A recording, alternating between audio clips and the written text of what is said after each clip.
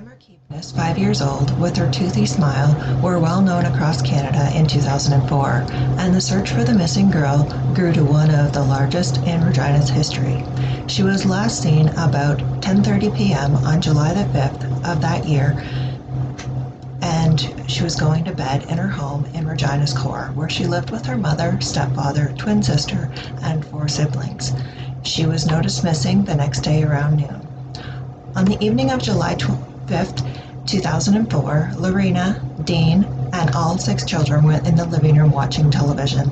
At some point, Lorena and Dean got into an argument, which they claim was about nothing serious.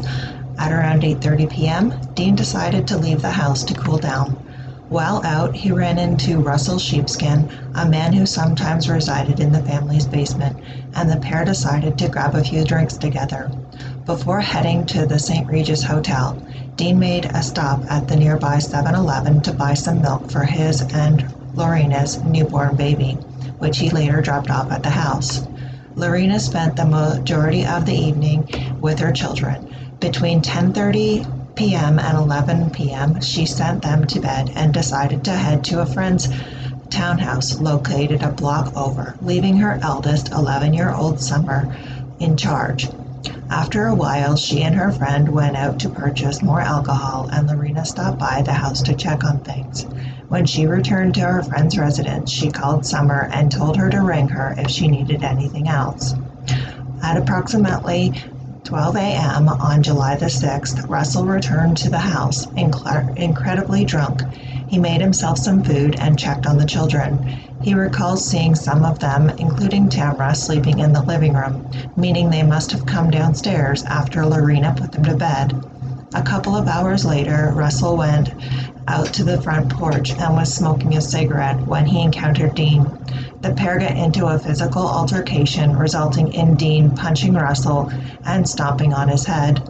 Injured, Russell went to the hospital to get stitches. He claims he didn't lock the front door before leaving.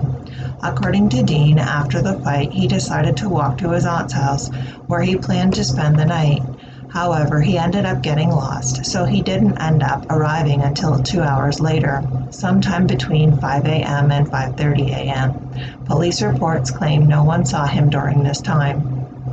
At around 3 a.m., Lorena returned to the house to find all the doors locked. As she entered the home through a window, she was drunk at the time and doesn't quite remember if she saw her children asleep in the living room. However, she said that she recalls seeing Tanis and Summer before she fell asleep on the couch. At some point on the morning of July the 6th, Tamra's older brother, Rain, felt her leave the bed they shared. While he doesn't remember the exact time, he does recall it was starting to get light out. At approximately 9 a.m., Tamra's grandmother came by for a visit and saw Lorena nursing a hangover. This was around the time Lorena herself awoke, as she had to open the door for her mother. Shortly after this, Summer and Rain left the house to attend a day camp at a nearby community center. Tamra was first discovered missing when she didn't come down for breakfast. Lorena had told one of the children to go wake her up, as they were going for a walk, but she wasn't in her bed. After checking nearby playgrounds and contacting family and relatives, Lorena reported her daughter missing at around 12:15 p.m. that afternoon. The search for Tamra grabbed the attention of the entire city and would become the largest and most expensive in Regina's history. At first, patrol officers checked the neighborhood to make sure she hadn't simply wandered away or gone to another house, but after they could find no trace of her, the search intensified. The Regina Police Service set up a command post in the parking lot of a church in the 1900 block of Ottawa Street, and hundreds of volunteers, police, and RCMP cadets began to search on foot, horseback, and in the air.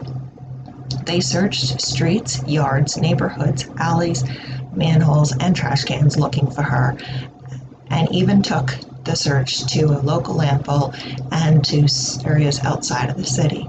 Police questioned sex offenders in the area. They also obtained surveillance footage from the area bars, gas stations, convenience stores, and a nearby Greyhound depot. Lorena signed consent forms allowing investigators to search the family home.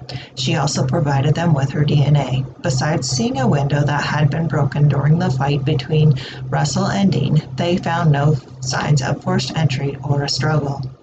The disappearance of the missing Indigenous girl soon made national headlines. To show support for Tamra and the family, residents would wrap ribbons around trees and leave both teddy bears and angels on the steps of the Keepness house. Just under a month after Tamra went missing, a vigil for the missing girl was held at the family house. On July the 13th, 2004, a $25,000 reward was issued by the Regina Police Service for information about the case. This after searches for Tamra have been suspended. The case was quickly changed from a missing persons investigation to one that was criminal in nature. In June 2005, a new team of investigators were assigned to the investigation. That same month, a memorial march was held to commemorate the one-year anniversary of Tamra's disappearance. Every year since, the community holds a barbecue in Tamra's honor, just a few blocks from where she disappeared. It's held by Regina Treaty and Status Indian Services, and the Regina Police Service sends officers to help serve the food. According to the family, they hold it to show everyone they're still looking for Tamra and also to lend support to other families of missing and murdered Indigenous women. They've shared that seeing the amount of people who come out who support has helped them hold on to hope that one day she'll be found. Until that day happens, the barbecue will be yearly held. In the October of 2005, researchers brought in cadaver dogs to aid in the investigation. They searched around Regina for 3 days with a specific focus on the north end of Winnipeg Street, Wascana Lake, and Wascana Creek. This would be one of the last major searches for Tamra, as the search would be scaled back in April 2006. In June of 2014, the reward for information was doubled to $50,000. The increase was approved by the Regina Board of Police Commissioners, and it has been renewed every year. The police chief hopes to have a continuation of the reward and will allow the family to see that they still care about finding Tamra. The family has consulted with psychics, elders, and mediums. The police have also been in contact with elders who told them that they had visions of a child near rocks, trees, and water. She agrees that with investigators that someone out there is currently withholding information, and as such, she and the family continue to pursue leads on their own time. Tamra Keepness and her twin sister Tanis were born on September 1998 to parents Lorena and Troy Keepness. The family were from White Bear First Nation, located in the southeast portion of Saskatchewan, and resided in Regina. Tamara's twin sister, 21-year-old Tanis, is currently in university. Lorena feels hopeful that she'll someday see her daughter again, and she doesn't think Tamra is dead. Shortly after the twins were born, Lorena and Troy separated, resulting in the two girls splitting their time between the parents. The majority of the time they lived with Lorena, her live-in partner Dean MacArthur, and their 3 siblings near downtown Regina at 1843 Ottawa Street. The neighborhood was known to have issues, particularly regarding poverty and other problems socially. It was no secret that the adults in Tamra's life struggled with alcohol and substance abuse issues. Dean specifically had served 2 months of a 3-month sentence for assaulting Lorena while in a drunken rage. Due to these issues, as well as reports of child neglect, social services were often involved with the family, with a total of 50 reports made to crisis workers. Despite what some call an unsteady home life, Tamra was a smart and caring girl. She fiercely loved her siblings, especially Tanis, and she frequently had a huge smile on her face. She was also known for being feisty and a bit mischievous, and she was always on the lookout for adventure. When not playing Mario Kart on Nintendo, she could be found climbing her favorite tree, the pine at the end of the block.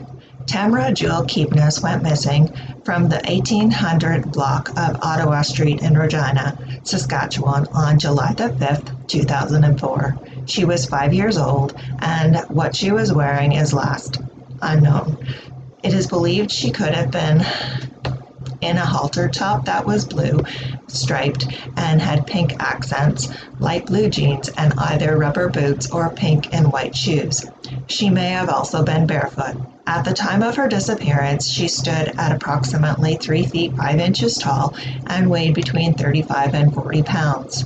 She had bobbed dark brown to black hair and brown eyes. She had 2 circle-type birthmarks on her stomach, one dark and the other lighter in color, and a scar on one of her legs, just below the knee. If you have any information regarding this case, you can contact the Regional Police Service at 306-777-6500. Tips can also be submitted to Child Find at 1-800-387-7962 or anonymously via Crime Stoppers at 1-800-222-8477.